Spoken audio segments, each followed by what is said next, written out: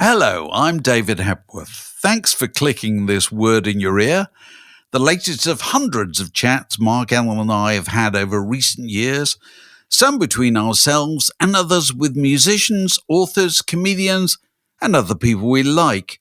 If you'd like to help make sure they continue, you might consider being a Patreon supporter by visiting patreon.com/wordinyour-ear, or just by liking or subscribing in whatever way you prefer.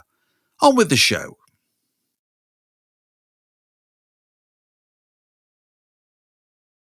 Word down your way. You're such a lovely audience. Well, this is exciting. We're joined by an old pal of the podcast, a shining and very rare example of a songwriter who was brilliant when he started out in the late 60s and, like a vintage wine, has improved with every year. Very nice to see you. An absolute joy. Nick Lowe. Very nice to see you too, Mark.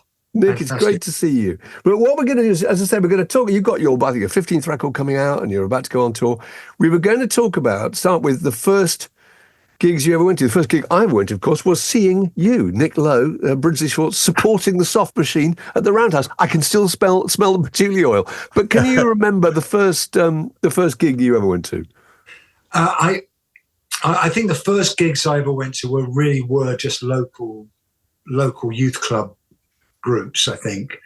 But the first sort of significant person I went to see, people I went to see, was the Small Faces. I saw them in at this kind of village hall in Hornchurch. I mean, really like a church hall in Hornchurch, and it was the day that Shalalala Lee came out. Oh, wow! Yeah, it was fantastic. Really, really, they were fantastic. I sometimes wonder about that. About when the impact that seeing a band back then made. I wonder if you could somehow be teleported back, if it would be the same. Now you've heard everything, Yeah. But another group I used to go and see when I was a bit older was a group called The Creation. They were really, really fantastic. Kenny Pickett, and I became very good friends with Kenny Pickett later on. And I saw them loads of times in the late 60s when I was a teenager, and they were really, really popular, that little gang, and in Watford. And they used to play at the Trade Union Hall in Watford Junction. And many years later, they got back together again, and they got me in to produce a few tracks with them when I was in that line of work. And they played. We did the tracks, and they were okay. They didn't set the world alight, but they were okay. But they did a reunion gig at the Old Mean Fiddler in Harlesden, I think it was. I don't know if you remember that place. Just a small joint, and I went to see them, and they sounded exactly like they did back in the day. I mean, really fantastic. I could hardly believe it, because I went there thinking, oh, well, the tracks weren't that hot, and these guys are maybe a bit past it.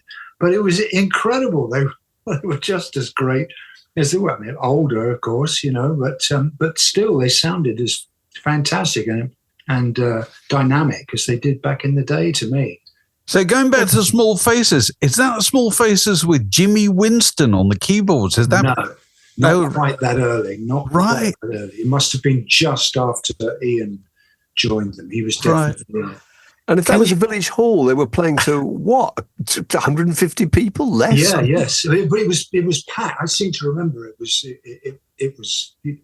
seemed incredibly impressive. Was Steve Marriott already developed as the kind of Steve Marriott we knew later, the kind of the showman, the low-slung guitar, the poses, the whole fantastic act? Thoroughly, as it seemed to me, yeah. That they were fully formed and terrific. Yeah. Right. So what was the first time you stepped on stage? Can you remember? Yeah, that was when our school, I think that was when our school group, well, at school, I suppose, when we used to do a little turn, at the end of the year entertainment, I suppose with that. But then the school group went to my dad was it was in the Air Force. He was stationed in Germany, and we went and did a few dates in Germany when I was about 15. The group came over in their dad's Dormobile. It was Brinsley Schwarz. It was Brinsley's dad's Dormobile. And so we went and did a few shows in Germany. And so I guess that was the first time when there was actual paying customers. Playing what? Playing covers, presumably, then? Yeah. What did you do? What was roughly what was the set list? Let me think. There's a lot of we like Cliff and the Shadows. We did quite a lot of his Apron Strings and Move It, with being two of the high points, but also Eddie Cochran, a bit of Gene Vincent. No Chuck. We didn't do any Chuck Berry, and Beatles. Yeah, we did a few Beatles tunes as well. Right. It was pretty tame stuff. But you were 15. That's astonishing, really. I suppose it is astonishing, but it was younger than the Beatles in Hamburg. Well, we like all people of our age, we were just thrilled by the whole thing, the Beatles and the Stones and everything. And although they were a few years ahead of us, in many ways, we were very enthusiastic and did our best. Got to start somewhere. Absolutely. During your Shadows phase, you didn't ever do the foot movements or anything like that. I'm just interested. Exactly what I was thinking. I'm trying to picture you doing the choreography. No, that was way beyond us. way beyond us. We were still wrestling with the chord sequence of Living Doll at that time. Dave and I often talk about what a massive hero Hank Marvin was at the time. He was a huge star, wasn't he? He was. He really was. He was. And we live near Richmond, and where we see Bruce Welch all the time, and he's still a very charismatic man. It's amazing to think how huge they were. And Jet Harris, I had a little not a brush with him, no, far from it. It wasn't anything unpleasant. But my manager at the time was having a sort of a little long weekend stay in the Cotswolds, and he bought a copy of the local paper. And the local paper, it said, photographer, all occasions, Jet Harris. And so, being an enterprising chap, he phoned up the number and said, "Are you actually the Jet Harris?" And he said, "Yes, I am." And he said, "Well, I manage this guy, Nick Lowe. He needs a few pics taken. Can you come and do him?" And he said, "Yep." So he came up to Brentford, and we walked around Brentford, and he took some pretty good snaps. But he was an alcoholic at the time, and he was with sort of minder, and it was well known. I'm not breaking any confidences here. It was well known, that he was an alcoholic. Anyway, after we'd done wandered around taking a few pictures, he said, "Well, should we get a spot of lunch now?" He said, "Where can we get some lunch?" And I said, "Well, there's a cafe around the corner, or there's the Six Bells up there. There's this pub, the Six Bells." And then I said, "Oh, but I guess you don't want to do this." "Oh, no, I'm quite all right." His minder sort of shuffled his feet a bit, and looked at his fingernails. And anyway, he went up there. He said, "Oh, no, I fancy you. No, I can go into a pub, no problem." Anyway, and in those days, they just brought out the first non-alcoholic lagers, a really disgusting product called Caliber. Yes, I remember Caliber. Advertised by Billy Connolly, I think. But yeah. Anyway, we had lunch, and Jet had 7 pints of Caliber. Hoping was 0.003% alcohol. Yes, he was a very happy man. Oh my God Almighty!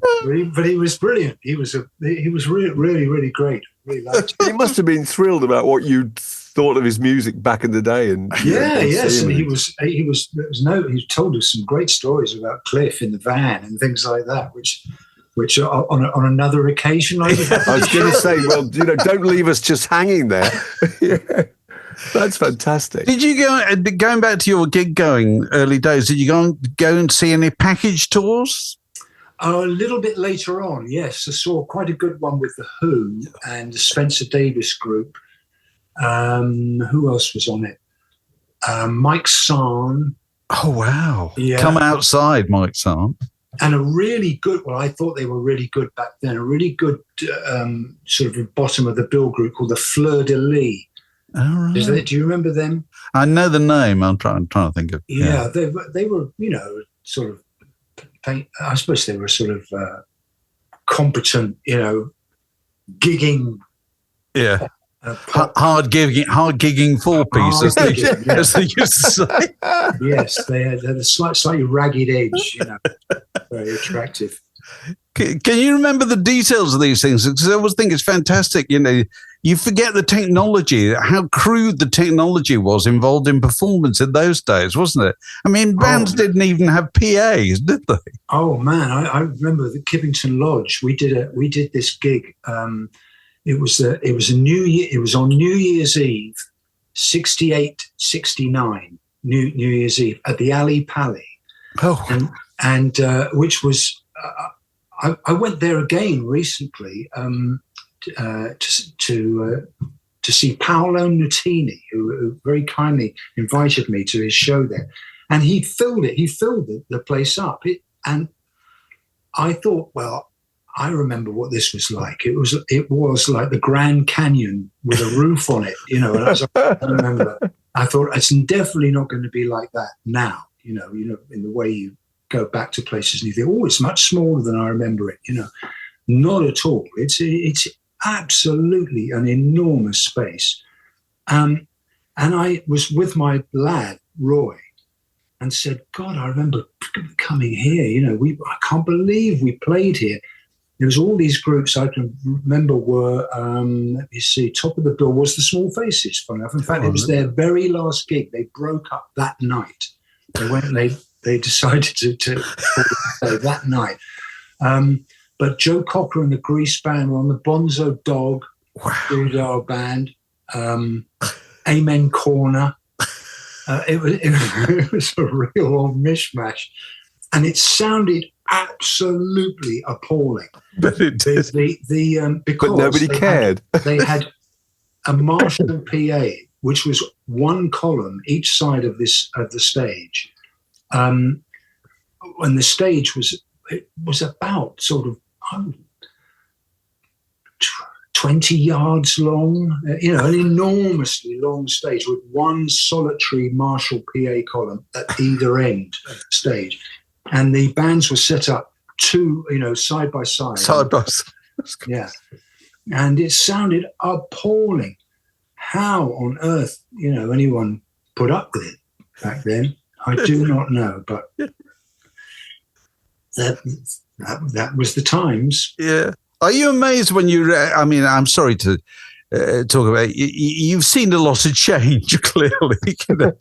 Yeah. Are you amazed at the kind of sheer numbers of people who go to big shows nowadays? That Yeah, it seems like acts you've hardly heard of filling huge, great stadiums. Yeah, that's very true. Yeah, I'm sort of quite in it for someone of my age, because of my lad who's also a musician. I'm quite on the ball with new acts, and in fact, he's going on tour. The band he's in are going on to their opening for this group Idols, who are I'd never heard of. Oh, big! And they're absolutely gigantic. In fact, they're doing 2 nights at the bloody Ali Pali. Yeah. And I'd never heard of them. So yeah, it is. You must plug Roy's group. Tell us what they're called again. Oh, he plays for Willie J. Healy, but also he's in 2 other groups, Hot Stamp and Tooth. Because that's another feature about young musicians nowadays. They belong to 3 groups, don't they? Yeah, they do. Yes. Which nobody ever did they? Yeah. But Willie J is they're all much older than Roy. You know, he's lucky to be playing with them because they are experienced musicians. But his other 2 groups are on their way. You know, they're really pretty good. Does he ever ask you for, advice about what you have learned about being on stage? Because, you are enormously experienced. But I mean, what have you learned? I don't know, other things you can tell us? Well, during COVID and lockdown and everything, Roy and I we worked it out that we'd taken the dog for 270 walks together. We worked out the average. And so during that time, I told him a lot of war stories and things like that, which he used to thoroughly enjoy and sometimes get me to repeat them, which is even more of a pleasure. About what era are we talking about here? Oh, all the way through. But normally when I was a much more, shall we say, gregarious character than I am now. My advanced years. But the carryings on. He loved all that sort of stuff. Which is, I got into quite a lot of trouble with his mother for telling him about. About what kind of people? We're fishing here, aren't we, Dave? Give us some indication of what kind of story you're talking about. On the road stuff, on the road stuff. Just for stupid stuff you do on the road, which I'm thinking. You're so poised for this, aren't you, Ellen? I can see you just sort of waiting, salivating for some sort of terrible old, We love an old war story. The TV out of the window stuff. Yeah. But anyway, so you gave him some clues about being on stage and performing. Oh no, that sort of stuff. No, he was clear he was going to be a musician. So I told him about a few things to look out for and that sort of stuff. But really and truly, he worked it out for himself, and he's up and running now. But he did like to hear about, anecdotes and things like that. But I don't remember sort of saying, "Now look, son, here's the name of a few people. Go and see them. They'll, No, I meant about performance, really, about what you've learned about just on stage and crowds and how you can change gear on stage and adjust the mood. Yeah, I suppose so. Although he's a drummer, so he doesn't have to. He can adjust the groove, but he can't really, say hello Leeds. Have you always said hello Leeds? And no, seriously, I've been in Leeds. Well, yes. quite. That helps. But generally speaking, that business of kind of addressing the audience and telling them what's going to happen and so forth. Have you always done it? Or is it something you've taken up relatively recently? Yeah, that's a really good question, because I think that came in sort of later on when British bands started going to America, where they always say the name of the town to get a cheer. You just got to say not Leeds, but Cleveland or Poughkeepsie or something. You just got to say that, and that takes the roof off. Yeah. So I think a lot of British bands sort of caught that. No one ever used to say, hello Ralston, or or Dunstable. Hello Dunstable. Yeah. Not ever. So this tour that you're about to embark on is with your mysterious backing group. Tell us about them. Well, I don't really think of them as my backing group. I think we've got a sort of project together, really, because they're called Los Straitjackets. I would think they're probably the premier instrumental. They describe themselves as a surf band, which there's is a popular music form still in the United States, especially among younger people. They seem to really like it. But they can make an instrumental out of any tune you like and do. But they've also got a fantastic repertoire of their own great tunes, and it's much more difficult than you'd think to write and, more importantly, arrange an instrumental so it's engaging, and grabs people and the melody takes the audience with them, like a lyric, and they're really, really great musicians and very agreeable people too. And wear masks on stage. Yeah, that's their. Why do they wear masks? Well, apart from the fact it does look cool. Mexican wrestling masks do definitely look cool. There's also a thinking behind it, and there is a precedent for this, that if you play an instrumental, if it's an instrumental group, it's a good idea to come across as if you're one unit. In other words, there's no distraction with one guy's got a Les Paul guitar, the one's got all that stuff. They all play the same make of rather cheesy Korean-made guitars, which sound fantastic for some reason. Yeah, twangy. But they all look the same. They wear masks, which, although they're different, they are still wrestling masks. So they come across as one entity. Which totally makes sense, actually, when you think about it. But anyway, we share a manager, and a few years ago I released a Christmas record, which to everyone's surprise was received very, very well, especially in the United States.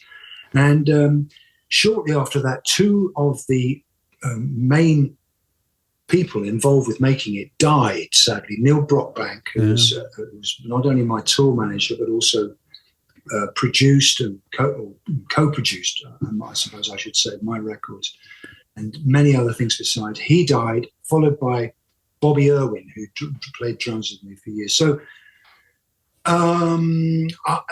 it took the wind out of my sails. I didn't really want to go on the road and promote this record. But of course, the thing about a Christmas record is every Christmas it comes round again, shiny and fresh and absolutely new. Yes. So it was suggested to me after a decent interval that perhaps I should do some Christmas shows backed by the Straitjackets. So we had no way of knowing that it was going to work or if we'd like each other or anything, but it actually did.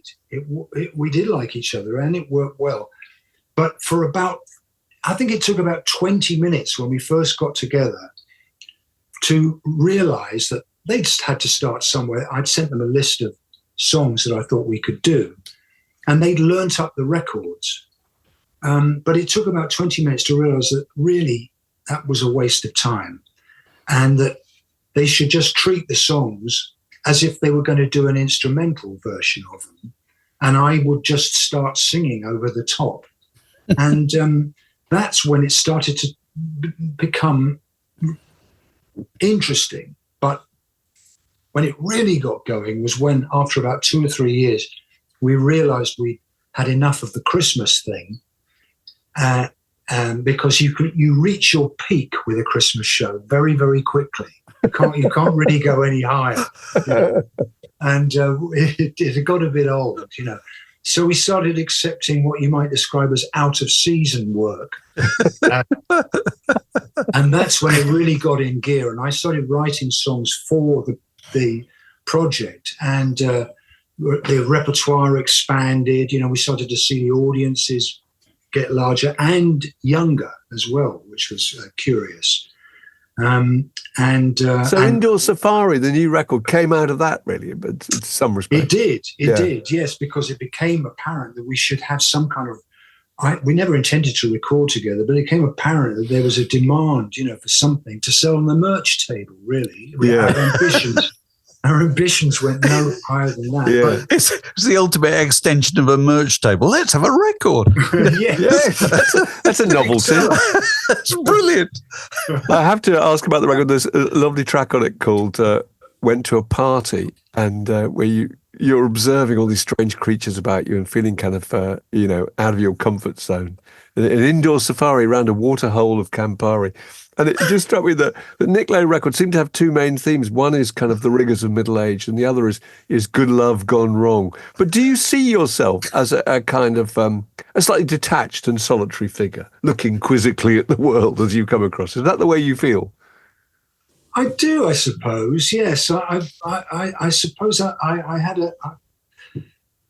had an early brush with fame, when I was a callow youth, when the Brinsleys were, no one remembers it now, but at the time it was a big deal. We got a gig at the Fillmore East, and they flew a whole lot of journalists over to see this gig, for which we were totally unprepared. And the whole thing was a fiasco. Everything went wrong. And for a young lad at that time, it was quite traumatic, to realize what a fool you'd been, and to swallow all this guff you'd been fed, and for it all to go wrong, and so publicly. And I sort of made my mind up that I wasn't going to let that happen again. And whilst I wanted to make a living out of the music business, I had to be very, very careful how I sort of played it, So it sounds rather arrogant to say I had to make sure I didn't get too famous. That was the thing. But because that rather implies that you could have done it any time you wanted, and just decided not to. And it's not quite like that. But certainly there are times when you look ahead and say, if you do this, yes, there'll be a short-term success, but think what's going to happen down the road. It's going to be quite awkward. And you sidestep it. You'd say, no, not that, no, thank you. And if you get in a position where you can poke your head up when you need to sort of inform the public that you've got something for sale, and let's face it, and then duck down again, yes, duck away again, and disappear so that people, don't get tired. Don't get tired of you. Yeah, exactly. And I've sort of tried to do that, and so that has made me feel a bit like a sort of detached observer. Right. But it's been a whole lot more fun. And I'm speaking as someone who's being the opening act for countless big acts as I watch them miserably, treading up the stairs of the Enormo Dome stage, to play a 3-hour set. And we're skipping off, with the 3rd Division groupies, to the Arapahoe Motor Lodge out by the airport. I think this is living, man. We're having a way better time.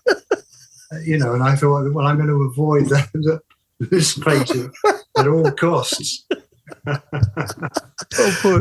So on this tour, what can people look forward to hearing? The full range of Nick Lowe material? Yeah, we do actually. We do quite a lot of the old songs. If they stand up, the thing I found is that more by luck than judgment, I did manage to write some cool tunes when I was a kid, and I didn't really know what I was doing. A lot of other old rubbish, but as well, but which hasn't stood this test of time. But a lot of those old songs are really good tunes, and they fit right in with the slightly more sophisticated, albeit primitive tunes that I write now, and along with the Straitjackets, who do a sort of turn in the middle of the show. It's very entertaining. We can change it. There's some tunes, of course, I sort of have to play. People would be quite. Which songs do you have to play? Do you feel? Mm-hmm. Which songs do you have to play? Well, I have to play "Cruel to Be Kind" for instance, which is my one and only bona fide hit song. Peace, Love and Understanding. Peace, Love and Understanding. Yes. I Knew the Bride when she used to rock and roll with us, which seems to have an enormous amount of of people seem to have actually played that song at their wedding. I'm going to say, it must have had another life in the wedding industry, surely. It really has. It really, really has, yeah. And, it's a sort of Chuck Berry, in lift, in so many ways. But nothing wrong with that, Nick. No, and nothing too specific as well before Chuck Berry's learned friends come and knocking on my door. Yes. If they were going to come, they would have come by now. Oh, I don't know. They're going to hear this podcast and think, hang on a minute. Just a minute. Wake up and smell the money. Dear Mr. Lowe. Mr. Lowe. So when you look back on all this stuff now and you can go on stage and play it, you must be enormously grateful for the opportunity. Oh, I am pitifully grateful, David. Pitifully. Yes, of course I am. It's a wonderful way to earn a living, and I have been extremely fortunate in that respect. So yeah, I wish I could argue with you, and say, no, it's been absolute. It's been hell. I've suffered for my art. You have highs and lows all the time, just like everybody else in any other walk of life. But by and large, and also, I haven't read your latest, which I am looking forward to because I know what it's about. And there's a chapter about you, Nick. You feature in it. There's a chapter about you, Nick. Is there? Yes. The Indian Summer of Nick Lowe. It's all about your later records. No kidding. Well, I must go down to Waterstones and flick through. Through the stick it back in the thing.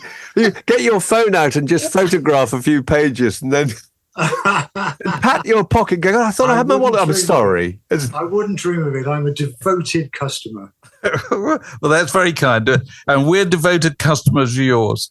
And so Nick's on tour, started London Palladium and doing various shows, then doing one show in Ireland, but that's a show without the band, am I right? Yeah, that's a solo show, yeah. Right. Is that because of the grief of getting the band into the EC or nothing to do? No, I think it's because the place I'm playing in Ireland is so small that it wouldn't actually fit on the stage.